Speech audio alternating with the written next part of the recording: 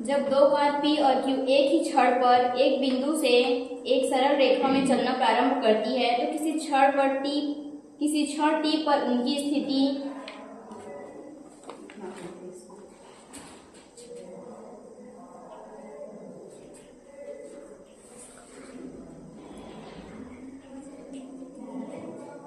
हो जाता है। और नेक्स्ट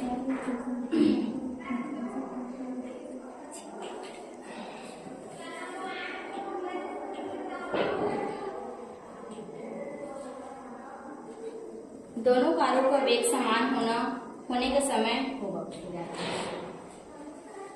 दोनों पक्षों का अवकलन करने पर।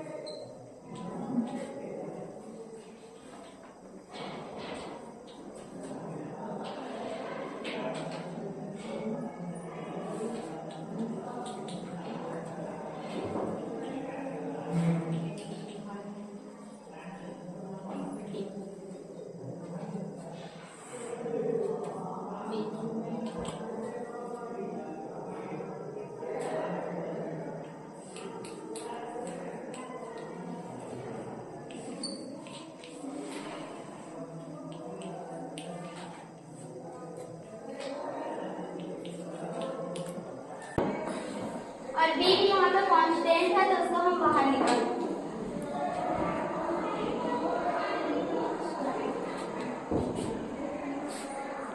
अब यहाँ पे जो है t का अवकलन करेंगे हम लोग। तो t का जो है एक होता है क्योंकि किसी भी जैसे कि t और भी यहाँ पे कुछ अगर रखते ना हम लोग तो उसका 1 होता है, ठीक है, कांस्टेंट को छोड़ के। कांस्टेंट का 0 होता है, फिर इस प्रकार से आपको चक्कर बैठ रहेगा तो वहाँ का 1 होता है, तो इसको 1 तो एक का मतलब ऐसे गुणा करेंगे तो एक ही आएगा। अब जो है यहाँ पे b कांस्टेंट है, b को हमने बाहर निकाला। अब हम जानते हैं कि जिस प्रकार यहाँ पे t का स्क्वायर लगा है तो जब स्क्वायर लगता है तो वो पहले आ जाता है ना, तो यहाँ तो उसको हम पहले बाहर लिख देंगे। अब t 2 ऋण 1 हम लोग ये वाला सूत्र पढ़े एक साथ n से कि एक साथ n बराबर क्या होता है n x n ऋण 1 है ना, तो उस सूत्र पे यहाँ पे हम यूज करेंगे t की घात मतलब 2 है तो 2 को बाहर निकाल देंगे और b जो कि कांस्टेंट पहले से ही था तो उसको लिख देंगे और t की घात 2 ऋण 1।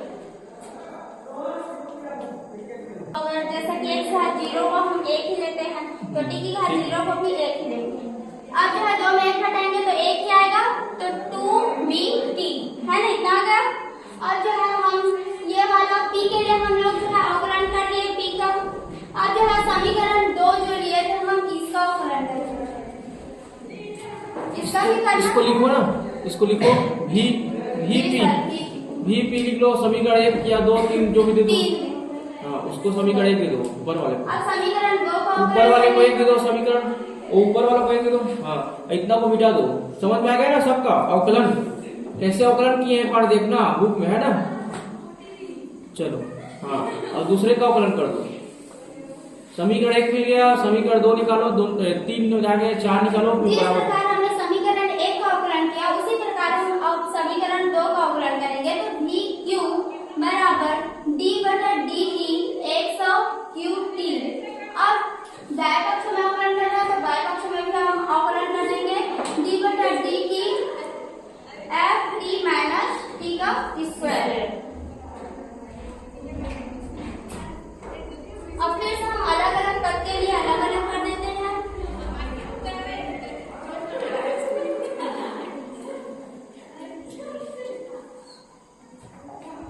एक जो कि कांस्टेंट है बाहर निकल जाएगा और t का यहाँ पे अवकलन हो जाएगा।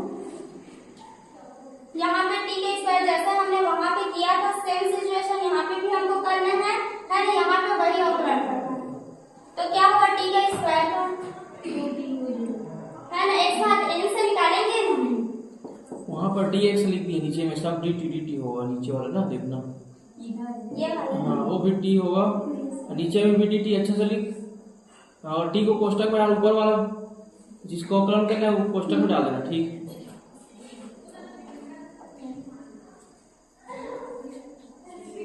ऐसा हमने क्यों किया? क्योंकि हम जानते हैं x की घात n बराबर होता है n x n ऋण a।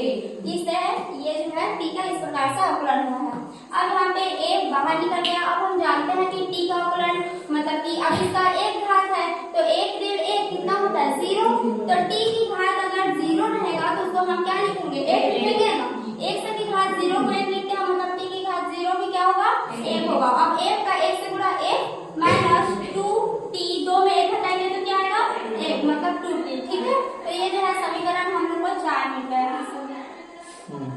अब समीकरण 1 और समीकरण 4 को हम बराबर करेंगे vt बराबर vq। क्यों बराबर करेंगे? क्योंकि वेग समान कब होगा समय बताना है। ठीक है, तो वेग समान कब होगा, बराबर करेंगे दोनों वेग को और उसमें समय निकाल लेना है टी का मान। चलो बराबर कर दो। अब हम बराबर कर दिए, यहाँ पे vt का मान जो है हम रख देंगे a प्लस वहां से ऊपर में लाइन खींच दो, है ना। t।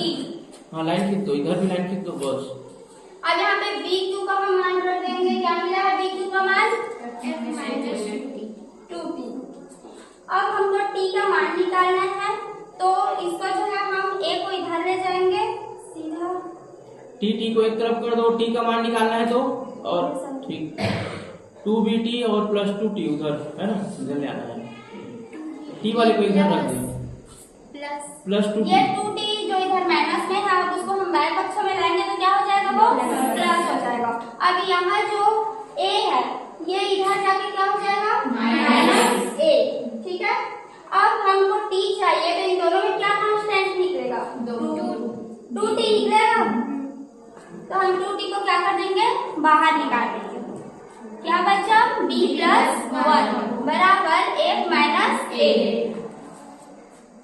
अब हमको सिर्फ t चाहिए तो पहले तो हम यहाँ पे 2t रख देंगे और ये जो b माइनस b प्लस 1 है उसको हम इधर पक्षांतर कर देंगे। अब ये इसके साथ गुणा में है तो इधर जाके क्या होगा भाग होगा, है ना। तो 1 माइनस a बटा क्या होगा b प्लस 1। हमें सिर्फ t चाहिए, इधर गुणा में है तो इधर जाके क्या हो जाएगा भाग हो जाएगा। तो ये हो जाएगा 1 माइनस a बटा 2 कोष्टक में b प्लस 1। इस प्रकार जो है हम समय निकाल लेंगे कि 1 माइनस a बटा 2 कोष्टक में b प्लस 1 समय में दोनों का जो चाल है वो क्या हो जाएगा बराबर, वेग जो है बराबर हो जाएगा। ठीक है।